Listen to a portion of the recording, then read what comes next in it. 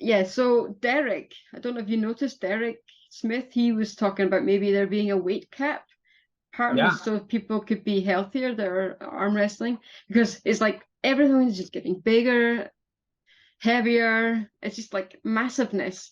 And it's maybe fun to watch these monsters on the table. I only find it interesting to watch a monster be beat, to be honest. Yes. Like Yes. when John beat Zaplenko, that was fun to watch. But yeah, so he was asking, what's the future? What, just like bigger and fatter, and could there be a weight cap? And interesting enough, the weight cap that he suggested was 350 pounds, which was his current weight. And he's like, is he 6 foot, Okay. 6'8", I think. He's really big, and Yeah. he's talking about a weight cap. Um, I got 30 seconds. I'm sorry. It's gonna die. okay, well, Um, okay, well, thanks for we'll keep that for later, and I'll see what I can do with what we have. Away okay. we go. Yeah. So before we were rudely interrupted by the computer dying with our Yes. last interview Yeah. attempt. We were talking about weight caps because Derek Smith had suggested a weight cap. Your Yeah. thoughts? So weight caps, they can be hard to implement, um, especially in strength sports. A better thing would be they're doing some work over there. Let me know if that bothers you.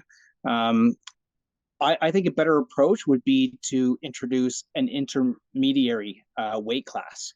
So right now, once you're over 250 some odd pounds, you're in the unlimited, what's called the unlimited class, right? Mm-hmm. So you could be whatever. So introducing um, another weight class that would be called the super heavyweights that goes up to 350, right? So the 250 to 350, and then anything above that would be called the unlimited class. But I think that super heavyweight class would be really competitive, right? That Mm-hmm. would be more my approach to it, just looking at powerlifting and how they do things. Um, there's very few human beings in the world that could really ever get like beyond, I would say, like 350 pounds, right? Unless they're again like clinically obese.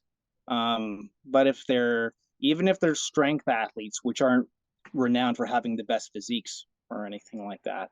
But I like your idea and Derek Smith's idea of either doing like either the weight cap at 350, or I think so it wouldn't piss off too many people.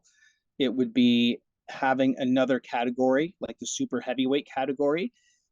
And again, Mm. I think that would bring a lot of guys back into competitive placings and make that category really competitive. And it would not incentivize guys who are like maybe naturally 300 pounds to try to get as big as they possibly can because they're going to be in the unlimited class. Mm-hmm. Yeah, yeah, Right. So yeah. yeah. I think, and Derek's concern was also about your health. I mean, Well, yeah. if you just keep having to get bigger and bigger in order to have a chance against the other person who decides to get really big, most likely by PED use, then it's gonna get out of control. Well, that's it. It becomes a battle of